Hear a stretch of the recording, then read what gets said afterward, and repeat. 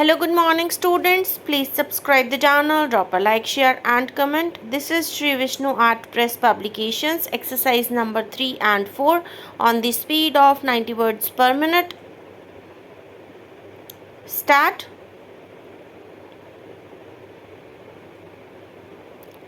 Mr. Ravi Singh, learned senior counsel for the appellants, submitted that the purpose of section 195 is to bar private prosecution where the cause of justice is sought to be perverted, leaving it to the court itself to uphold its dignity and prestige.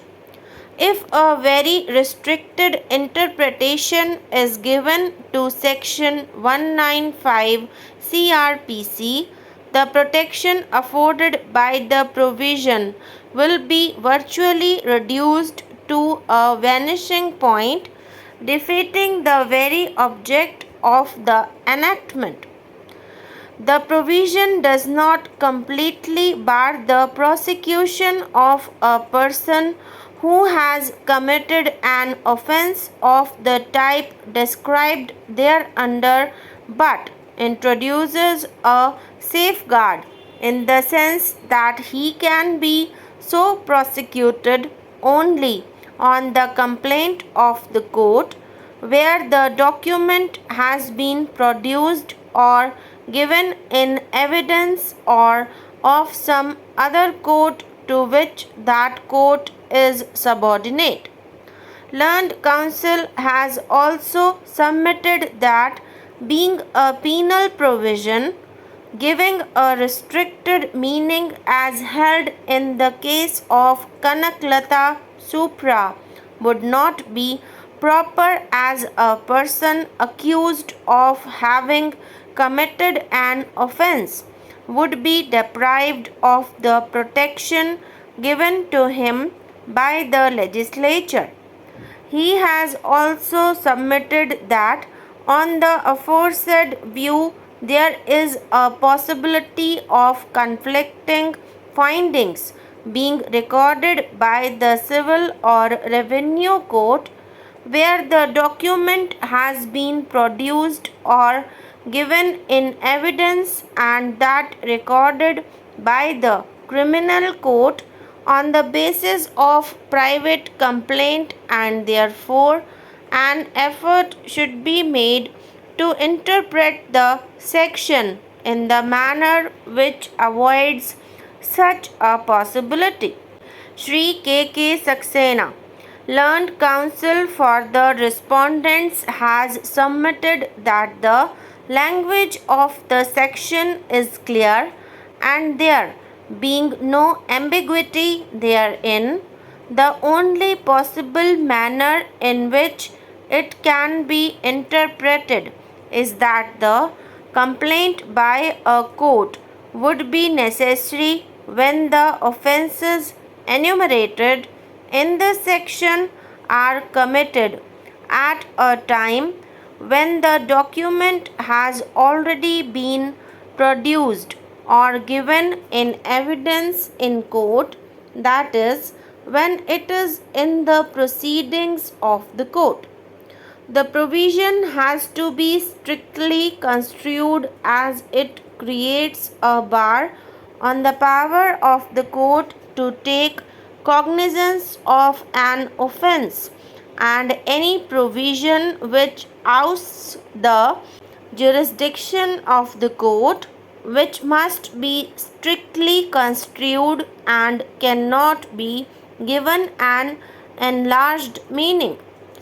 Since the provision deprives a person who is a victim and is aggrieved by the offences described under section 463 or punishable under section 471, 475 or 476 IPC to initiate a criminal prosecution by filing a complaint, his interest cannot be overlooked and therefore the provision should not be given an enlarged meaning, but only a restricted meaning should be given. Learned Counsel has also submitted that in certain situations where the forgery has been committed at any time prior to the production or giving in evidence of the document in court, it may not at all be possible for such court to effectively form an opinion as to whether it is expedient to file a complaint, and that may facilitate the escape of a guilty person. The question is as to whether the interference with the punishment by the labor court was justified or not.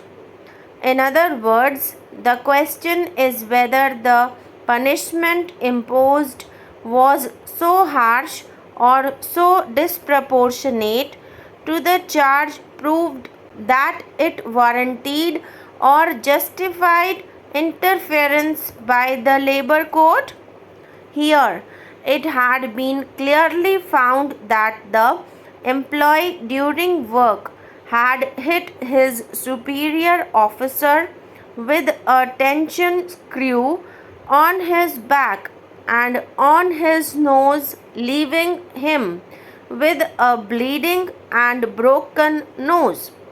It has also been found that this incident was followed by the unauthorized absence of the employee.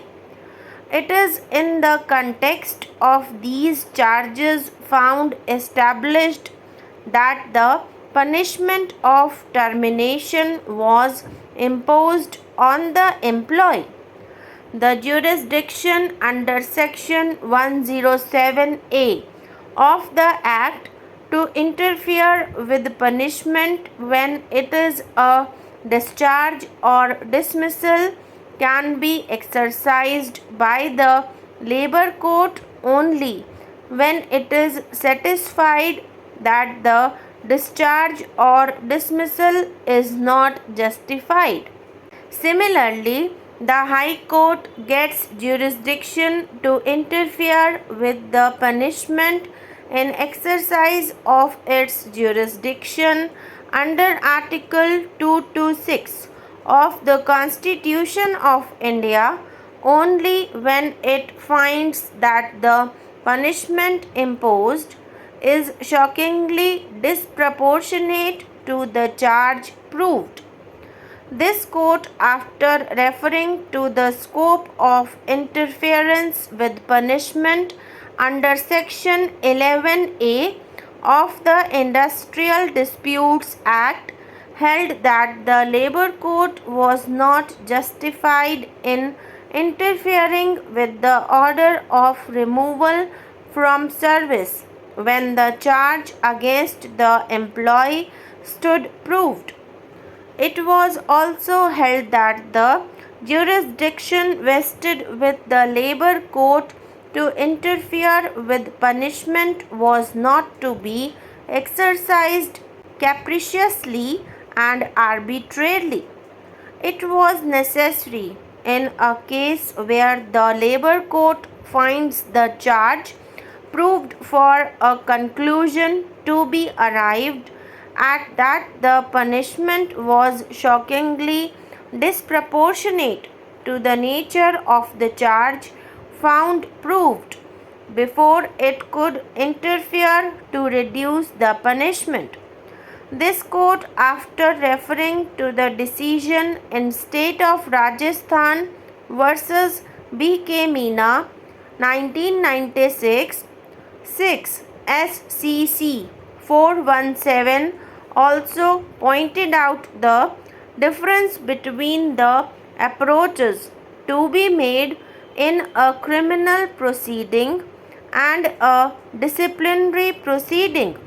This court also pointed out that when charges proved were grave vis-a-vis the establishment, interference with punishment of dismissal could not be justified. This court again reiterated that the jurisdiction to interference with the punishment should be exercised only when the punishment is shockingly disproportionate and that each case had to be decided on its facts. This court also indicated that the labor court or the industrial tribunal, in terms of the provisions of the act, had to act within the four corners thereof. It could not sit in appeal over the decision of the employer unless there existed a statutory provision in that behalf.